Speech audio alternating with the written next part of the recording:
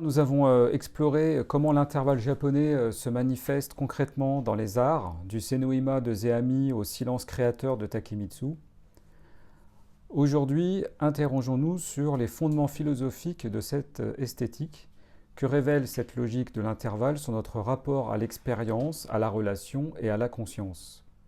Comment les penseurs japonais ont-ils théorisé cet espace-temps créateur qui semble précéder l'individu lui-même? Le titre de ma deuxième partie aujourd'hui, c'est Lieu de conscience et logique paradoxale de l'intervalle. Il existe une différence fondamentale avec l'Occident. Au Japon, ce n'est pas un individu qui naît d'une expérience, mais une relation d'au moins deux personnes créant la liaison d'un je et d'un tu, qui se détermine réciproquement dans ce que le philosophe Mori Arimasa appelle la relation binôme. Selon l'analyse de Kuroda Akinobu, spécialiste de la philosophie moderne, nous pouvons remarquer que dans la tradition occidentale, l'expérience pure correspond à une expérience purement subjective, c'est-à-dire que le sujet est d'une manière ou d'une autre condition de possibilité de l'expérience, tandis que dans la tradition japonaise, comme dans la philosophie de Nishida, c'est l'élimination elle-même de cet ego qui amène à l'expérience pure et vers un plus grand soi. Alors, je peux faire une petite parenthèse justement sur cette question Occident-Orient. Alors, en Occident, depuis Descartes et le cogito, je pense donc je suis, l'expérience est filtrée par un sujet préexistant qui la constitue comme son expérience. Kant renforce cette logique en faisant du sujet transcendantal la condition de possibilité de toute expérience. C'est l'esprit qui impose ces catégories ou données sensibles pour construire la connaissance. Quand je vois un coucher de soleil, je le perçois immédiatement comme ma vision, mon émotion esthétique. L'expérience est d'emblée rapportée à un moi qui la possède et l'interprète selon ses propres schèmes mentaux. Cette appropriation subjective transforme l'événement brut en expérience personnelle. Chez Mori Arimasa, l'expérience n'appartient à personne au départ. Elle précède les individus qui émergent d'elle dans la relation binôme. Cette philosophie de l'expérience s'inscrit dans une comparaison culturelle Europe-Japon où l'expérience n'est pas un vécu individuel mais un champ relationnel. Lors d'une cérémonie de thé, ce n'est pas mon expérience de boire le thé et votre expérience de le servir, mais une expérience commune du partage qui fait naître simultanément un je qui reçoit et un tu qui donne, dans leur détermination réciproque. L'identité de chacun émerge de cette relation sans préexister à elle. Fin de la parenthèse. Cependant, la pensée de Mori se distingue de celle de Nishida. Il accorde une place importante au soi, à l'individu. Comme le précise Kuroda, la tradition occidentale conçoit l'expérience pure en relation avec l'ego individuel, tandis que chez Nishida, cet ego doit être rejeté pour ouvrir la voie à l'expérience pure vers un soi absolu, subsumant l'individu et nature. Mori Arimasa se situe dans cette filiation japonaise en affirmant que l'expérience pure ne se pose pas comme mon expérience, mais il rejette néanmoins radicalement le soi nishidien au profit de l'individu concret. Les deux philosophes partagent cependant une intuition fondamentale. L'expérience précède l'individu et constitue la réalité elle-même. Nishida déclarant que ce n'est pas l'individu qui précède l'expérience, c'est au contraire l'expérience qui précède l'individu. Tandis que Mori affirme que la réalité elle-même est l'expérience. Cette convergence révèle leur opposition commune au solipsisme occidental, tout en maintenant les divergences sur le statut du soi dans l'expérience. Cette conception de l'expérience comme réalité première, partagée par Nishida et Mori, malgré leurs divergences, trouve une résonance remarquable dans les pratiques esthétiques japonaises. En effet, l'esthétique de l'intervalle repose sur cette même logique relationnelle où l'individu se constitue dans et par la relation plutôt qu'en amont d'elle.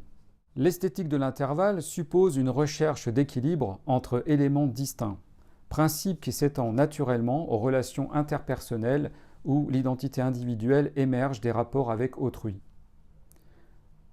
Cette dynamique relationnelle trouve son expression paradigmatique dans le théâtre no, où Waki et Shite s'éveillent mutuellement à travers leurs transformations respectives, révélant que l'être de chacun dépend de la présence de l'autre.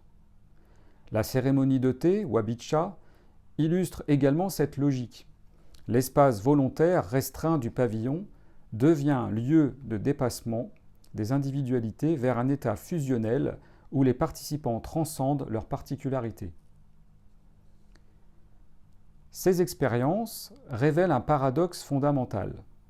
Plus le mât spatial se resserre, plus il devient spirituellement expansif, créant un passage entre réel et rêve où chaque individu éprouve le sentiment de participer à une totalité qui le dépasse. Cette logique relationnelle du vide, expérimentée dans l'art, trouve sa conceptualisation dans les développements philosophiques de Yamauchi et ses oppositions dynamiques basées sur le tétralemme bouddhique, ainsi que dans la théorie des lieux imbriqués de Nishida, les lieux, donc les basho en japonais. La philosophie de Nishida Kitaro analyse les lieux basho, pensés comme des enveloppes gigognes. Les êtres, les relations, l'espace de la conscience sont eux-mêmes contenus dans des basho, des lieux toujours plus grands. Le temps absolument présent les contient tous. Il est le basho universel, un cercle sans circonférence ni centre.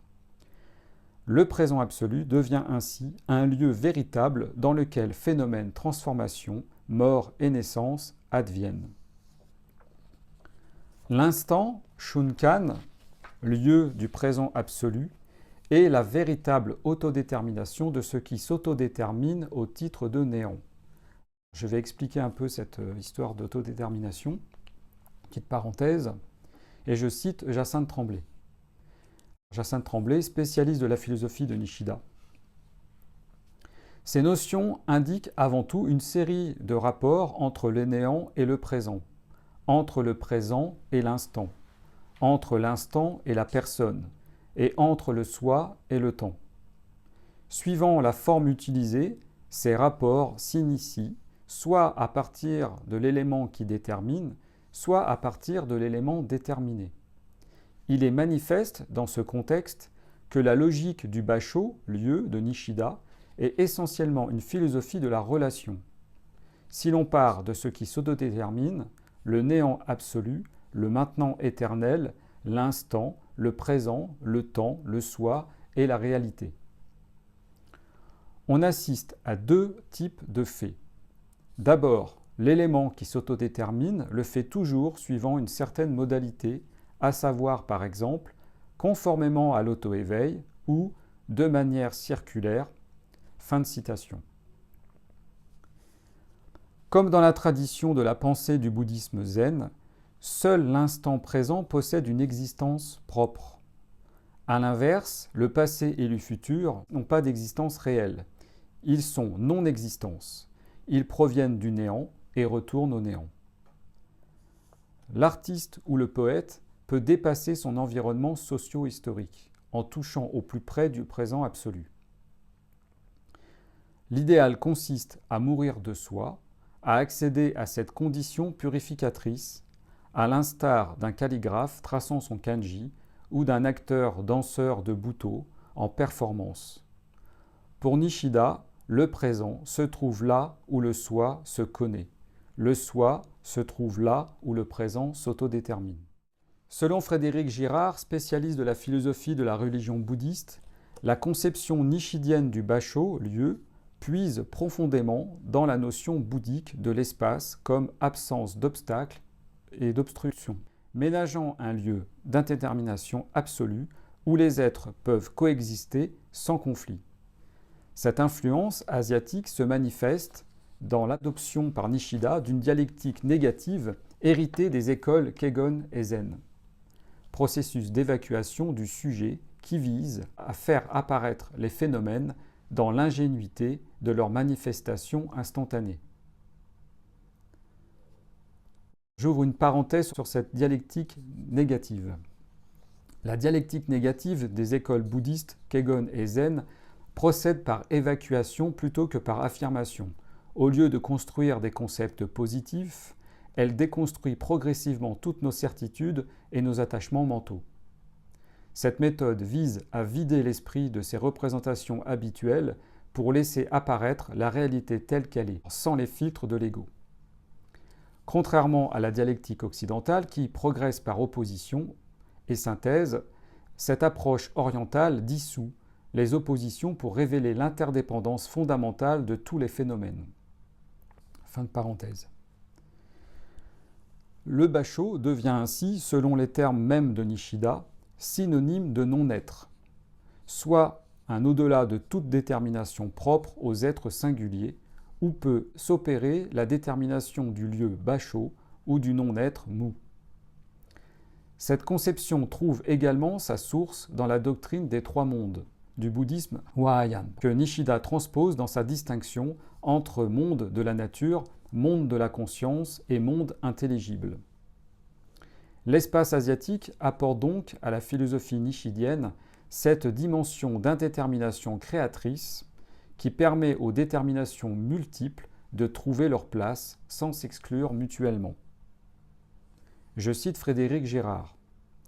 Le Basho de Nishida est aussi lieu maximal d'indétermination dans lequel prennent place les déterminations de l'être qui a accédé à la conscience de soi. Fin de citation. La logique du tétralemme bouddhiste, développée par le philosophe Yamauchi Tokoryu, révèle quant à elle une approche révolutionnaire de la pensée qui éclaire l'expérience de l'intervalle japonais. Son analyse du troisième lemme, ni affirmation ni négation, devient le point de basculement vers ce lieu du présent où la limite du passé rejoint celle du futur, définissant l'interstice du maintenant éternel comme voie d'accès au néant absolu.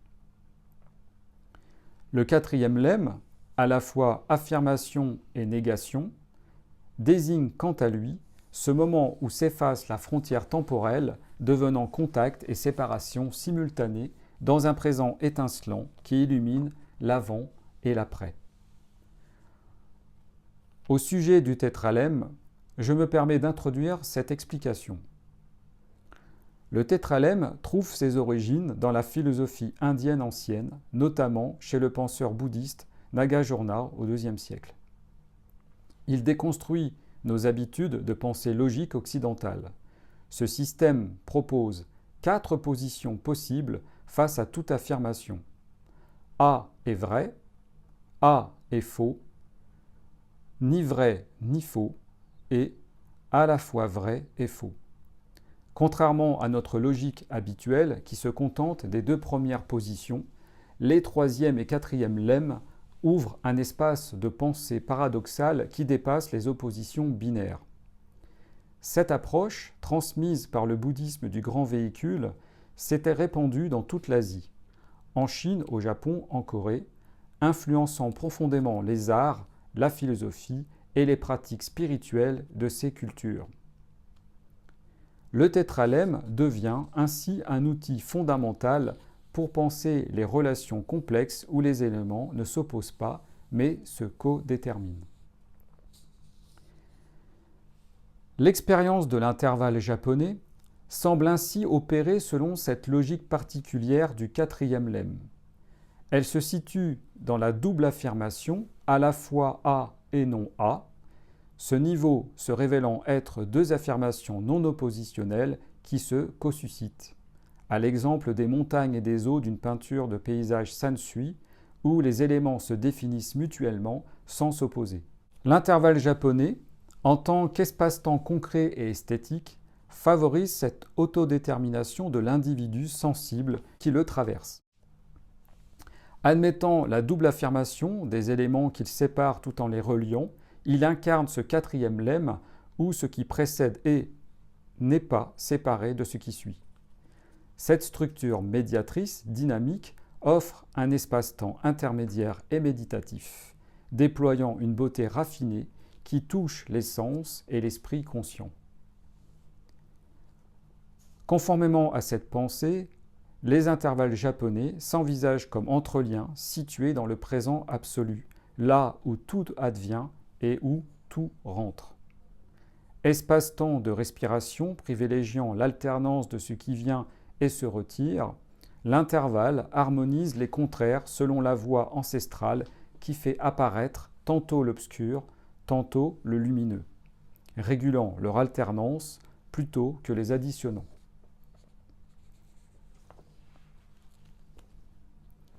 Je vais faire une longue conclusion ou une ouverture vers peut-être un autre propos. J'ai nommé cette conclusion « Au-delà du Japon, une logique universelle ». Yamauchi révolutionne l'interprétation du tétralemme bouddhiste en plaçant la binégation ni A ni non-A en troisième position plutôt qu'en quatrième, faisant de celle-ci le nœud du tétralemme. Selon le géographe et théoricien de la mésologie, Augustin Berck, cette binégation devient cruciale car elle rend possible et déploie véritablement la bi-assertion, à la fois A et non-A, du quatrième lemme, évitant ainsi que le tétralemme répète indéfiniment les mêmes boucles stériles. Contrairement aux deux premiers lemmes, assertion-négation, qui restent prisonniers de la logique formelle du logos occidental, ces troisième et quatrième lemmes transcendent les principes d'identité et de contradiction pour accéder à la vérité suprême, Paramartha, du bouddhisme du grand véhicule. Cette logique trouve sa concrétisation dans l'expérience concrète du lieu, où les relations dépassent la pure abstraction logique, dans le symbole notamment A est toujours également non-A, incarnant parfaitement ce quatrième lemme dans la réalité vécue. Plus fondamentalement, la réalité dépasse nécessairement le principe d'identité, car elle se constitue dans l'interdépendance entre sujet et prédicat, et s'établit non seulement une relation, mais une véritable coattente, sodai, terme bouddhique que Yamauchi reprend pour désigner cette détermination réciproque des éléments dans la concrescence historique des choses et des existants.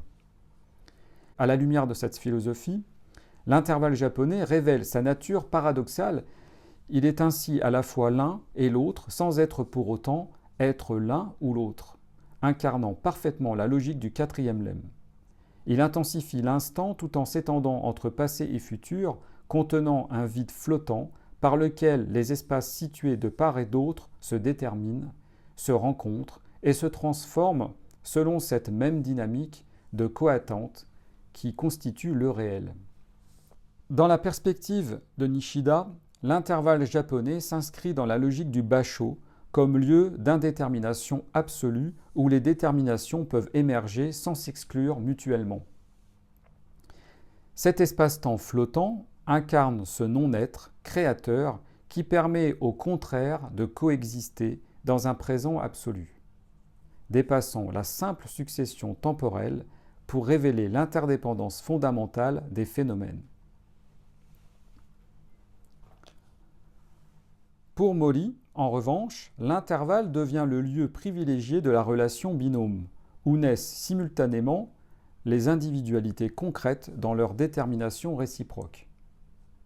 Il ne s'agit plus d'un vide abstrait, mais d'un espace relationnel vivant où l'expérience précède les sujets qui en émergent, créant cette dimension de l'entre-deux comme matrice de toute rencontre authentique entre les êtres.